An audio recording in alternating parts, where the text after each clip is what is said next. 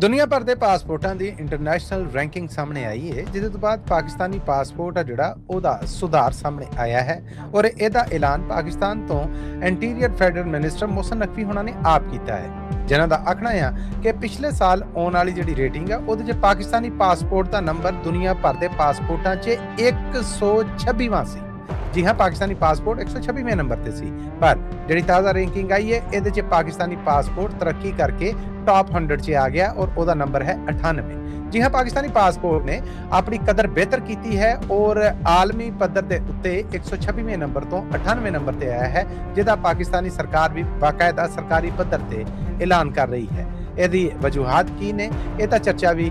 ਜਿਹੜੇ ਮਿਨਿਸਟਰ ਨੇ ਉਹਨਾਂ ਨੇ ਕੀਤਾ ਔਰ ਆਲਮੀ ਪੱਧਰ ਦੇ ਉੱਤੇ ਪਾਕਿਸਤਾਨੀ ਪਾਸਪੋਰਟ ਦੀ ਇਸ ਰੈਂਕਿੰਗ ਨੂੰ ਸਲਾਹਨਾਯੋਗ ਹੈ ਜਿਹੜਾ ਉਹ ਕਰਾਰ ਦਿੱਤਾ। ਸਭ ਦੇਖਣ ਸੁਣਨ ਵਾਲਿਆਂ ਨੂੰ ਇੱਕ ਵਾਰ ਫਿਰ ਦੱਸ ਦਈਏ ਕਿ ਪਾਕਿਸਤਾਨੀ ਪਾਸਪੋਰਟ ਜਿਹਦੀ ਆਲਮੀ ਰੈਂਕਿੰਗ ਪਹਿਲਾਂ 126ਵੇਂ ਨੰਬਰ ਤੇ ਸੀਗੀ, ਤਾਜ਼ਾ ਰੈਂਕਿੰਗ ਦੇ ਅੰਦਰ ਉਹ 100 ਦੇ ਵਿੱਚੋਂ 2 ਘੱਟ 98ਵੇਂ ਨੰਬਰ ਤੇ ਆ ਗਿਆ, ਯਾਨੀ ਟੌਪ 100 ਪਾਸਪੋਰਟਾਂ ਦੇ ਵਿੱਚ ਪਾਕਿਸਤਾਨੀ ਪਾਸਪੋਰਟ ਦਾ ਨੰਬਰ ਇਸ ਵੇਲੇ 98ਵਾਂ ਹੈ।